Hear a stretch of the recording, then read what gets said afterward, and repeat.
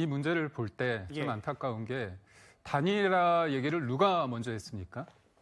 그 권영세 비대위원장하고 권성동 원내대표가 맨 처음에 얘기했나요? 아닙니다. 국민의힘 지지하시는 분들, 그러니까 이재명 후보자가 대통령이 되는 것을 막기 위해서 우리가 단일화를 통해서 시너지를 내야 된다고 해서 예. 경선에 임하는 모든 후보들이 입장을 단일화를 해야 된다고 얘기를 했습니다. 그 부분에 대해서 가장 적극적인 분이 당시 김문수 후보였고요. 예. 그래서 김덕수라는 얘기까지 했습니다. 그리고 이른바 쌍권 지도부가 이 일을 본인들 마음대로 한 게 아니라 단일화에 관해서 미온적인 어떤 태도를 보이니까 예. 당원들을 대상으로 여론조사를 했습니다. 예. 그래서 82.7%가 단일화를 필요하다고 했고 그렇다면 단일화는 언제 이루어져야 되느냐 그 부분이 후보 등록 전에 이루어져야 된다는 게 87%였습니다. 예. 그리고 김문수 후보 쪽에서 가처분을 법원에 냈는데 가처분이 기각이 됐습니다. 그렇죠. 근데 기각이 된 이유가 뭐냐?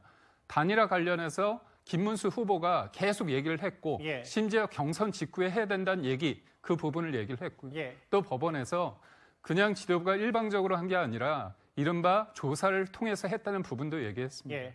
그러니까 결국 법적인 상황과 그다음에 그때 지도부는 이기기 위해서 단일화라는 어떤 과정이 필요하다고 했고요. 예. 이게 무턱대고 한독수를 옹립하고자 하는 게 아니라 예. 단일화를 통해서 김문수 후보가 될 수도 있고요. 그다음에 한덕수 후보가 되면 예. 그때 본인들의 이긴 사람은 캐파가 커지는 거 아닙니까? 알겠습니다. 그런 측면에서 이 저간의 맥락이 있는데 지나고 난 다음에 우리가 대선에도 졌기 때문에 그런 과정 속에서 이게 갑자기 한꺼번에 지도부에서 이루어졌다는 이 부분에서 저는 동의할 수 없고 또 하나 문제는 뭐냐면 7일 밤 심야에 의원총회가 열립니다. 64명의 국회의원들이 논의를 하면서 모든 것들을 당 지도부에 일임한다고 넘겼고 거기에서 공개적으로 반대했던 사람이 윤상현 의원입니다.